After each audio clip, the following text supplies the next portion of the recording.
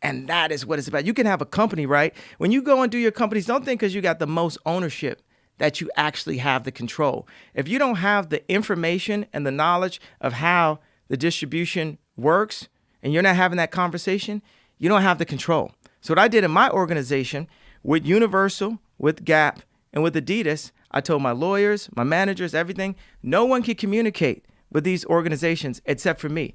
You can give me advice, but they got to talk to the boss, which is me.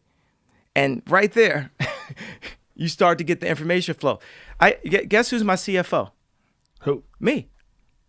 So that means How do you have the time to do all this? 10 to 15 transactions. What I do is I pay, because I had open credit cards, I had checks, I had people flying in and out. I had consultant agreements, like people who weren't on the salary, but they were consultants. I had,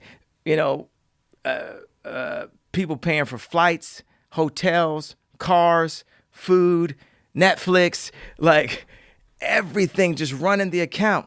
Just even right now, I canceled all my credit cards except for one credit card. This is like the Oprah Winfrey moment where she's like, man, when I started spending cash, I was like, I really realized, how much I was spending, and now I've signed all my own checks. And the thing that happens in the music industry is, and just a lot of industries, like people tell you that someone needs to do something for you. And it's like, look, this Siri, do everything for, you can do, it's possible. And it's just, when you ask me, how do I delegate my time?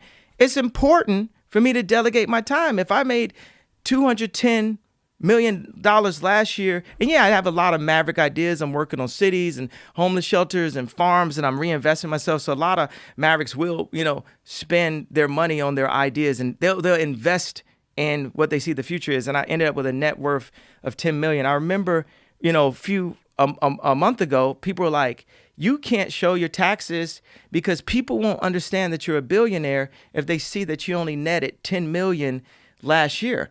And after the Gap deal happened, my net worth went from 3.3 billion to 5 billion. And I had been asking the people around me to run the story, and they were going to run it with Bloomberg.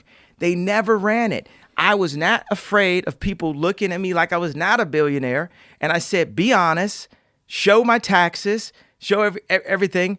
And then the reports came back, oh, you're worth 5 billion. It came from me just being honest.